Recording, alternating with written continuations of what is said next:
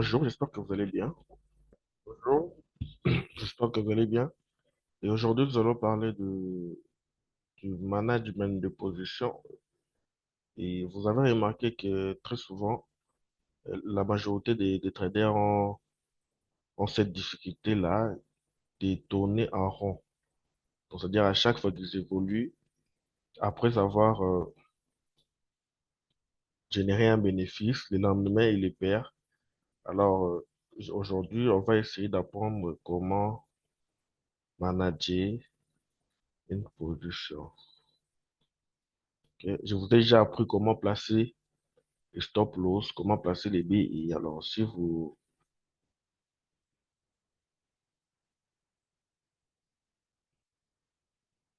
je vous ai déjà appris comment placer les stop loss, BI et tout autre truc. Alors, si vous n'arrivez pas toujours à tracer pour votre stop loss sur les BI, alors je vous demande de pouvoir aller et réviser cette vidéo-là.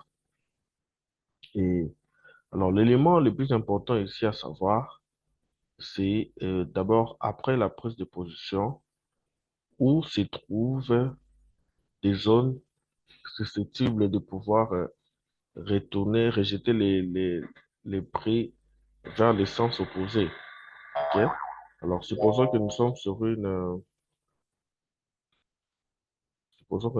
tendance euh, baissière. Ok. Je veux dire, lorsque nous sommes sur une tendance baissière, l'idéal, c'est de pouvoir prendre, considérer quelques opportunités d'achat. Ok. Alors, nous allons, nous allons détecter une zone ici quelque part. Ok. Après avoir détecté une zone, on aimerait bien que les prix reviennent sur la zone.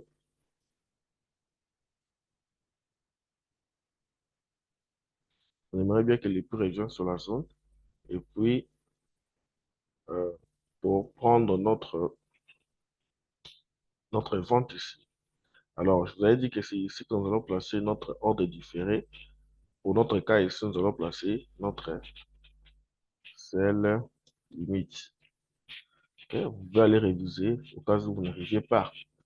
Alors, ici, ce qu'il faudrait savoir ici, une fois que nous avons pris notre position, nous devons observer sur ces mouvements de retracement, quels sont les obstacles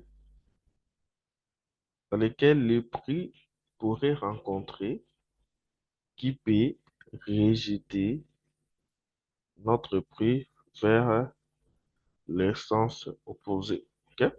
Alors, dans cette trajectoire des prix ici, on est là, pendant la chute, on va observer quels sont les obstacles que le prix pourrait rencontrer pendant sa chute qui pourraient provoquer le retour vers une hausse. Le retour vers une hausse ici, par exemple. Ok. Alors, on va essayer ensemble maintenant d'analyser dans lesquels, sur ce mouvement de retracement, quels sont les obstacles que nous pouvons rencontrer. Ok. Alors, euh, déjà, ici, vous savez comment, je vous avais dit avant de pouvoir prendre position, vous devez détecter un OB, un OB sur un OB, et puis sur l'OB, il doit avoir de l'imbalance. Ok, je vais parler de ça. Ok. Alors, c'est le fait qu'il y ait de l'imbalance que on aura la certitude que voilà, les prix pourraient revenir dans notre zone. Et puis, après avoir comblé l'imbalance, les prix peuvent chuter. Alors, dans notre cas ici, comme je vous ai dit, après avoir placé notre sell limite, une fois que les prix arrivent sur notre zone, le prix va déclencher. Maintenant, ici, ce qu'il faudrait savoir, c'est où mettre les TP. Ok. Où mettre les TP. Avant de pouvoir mettre les TP, vous devez détecter sur le mouvement de la réintégration des probables zones d'obstacle qui pourraient servir euh, comme zone de support qui pourrait provoquer les rejets vers le sens opposé du prix. OK? Alors, j'explique ici. J'espère que vous avez bien, bien compris. Alors, je réexplique. Voilà. Alors, de manière brève, je dois expliquer ici. Alors, je disais que nous sommes sur une tendance baissière. OK? Nous sommes sur une tendance baissière. OK? Nous avons détecté notre zone là. Nous avons détecté notre zone ici, qui était valide, qui remplissait tous les critères et tout. Alors, l'idéal est que les prix reviennent là. Alors, quand je vous avais dit, on pourrait en avance, au lieu d'attendre, placer notre ordre différé. Donc, on peut placer notre ordre différé ici, placer notre ordre différé là, c'est-à-dire notre sell limite, de manière à ce que si le prix arrive là, il nous déclenche un sell. Et puis, on va placer notre stop loss quelque part ici au-dessus. Vous savez déjà comment le faire. OK? Puisque nous sommes sur une tendance baissière, nous allons attendre que le prix retrace. OK? On va attendre que le prix retrace. Il y aura ce retracement ici. Voilà. Paf. Et voilà. Le prix a retracé. Une fois déclenché, maintenant, c'est à ce moment-là que nous allons parler du management de position. Alors, je vous avais dit, on va se concentrer sur ce mouvement d'impulsion, et plutôt ce mouvement de retracement. Nous allons détecter dans ce mouvement de retracement des zones susceptibles de pouvoir rejeter les prix vers le haut. OK? Déjà, on comprend position ici.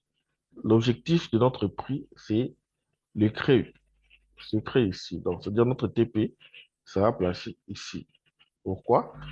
Parce que je vous avais dit, pour qu'il y ait continuité de tendance, le prix doit revenir créer un BOS. Ok?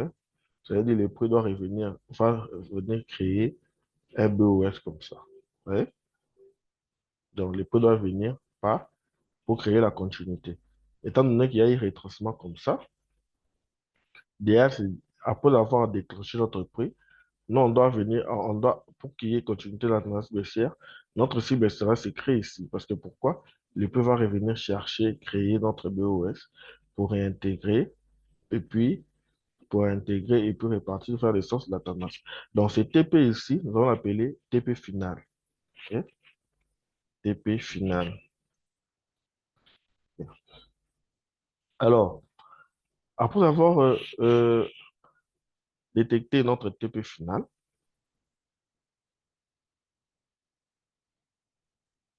alors nous allons maintenant détecter nos TP1, TPD, TP3 jusqu'à notre TP final. Alors, c'est quoi les TP1, TPD? Sur ce mouvement de retracement ici, on va détecter des zones qui peuvent retenir notre prix. OK? Qui peuvent rejeter les prix. Voilà, première là, deuxième. Et puis nous avons notre dernier TP, notre dernier TP final ici. OK? Alors, le premier, nous allons appeler TP1, TP1. Les deuxièmes, TP2. Alors, voilà. Alors, on ne choisit pas ces TP1, TP2 au hasard, OK? C'est-à-dire, elle doit déjà être un OB euh, qui contient également de l'imbalance, premièrement. Pourquoi? Parce que cette imbalance ici va nous rassurer qu'effectivement, le prix va revenir combler avant de repartir vers les sens opposés, OK? Alors, nous allons passer notre TP1 ici, notre TPD et puis notre TP final, toutes les zones valides où il y a des imbalances. Alors, ce qu'on aimerait bien voir ici, comment l'esprit va évoluer? Nous avons, il y a ça? Non. Voilà, on a notre prix a été déclenché là. Là, notre marché, le prix arrive jusqu'ici. Là, je change de couleur. Voilà. Nous avons notre sel qui a été déclenché là. OK? Déjà, en prenant position, en tenant compte des probables obstacles qu'on aura ici, nous devons prendre un lot. Nous ne devons pas prendre un lot minimum parce que vous devez savoir que chaque actif, surtout les indices synthétiques, ont des lots minimum. OK? Avant la prise de position même, nous devons déjà savoir.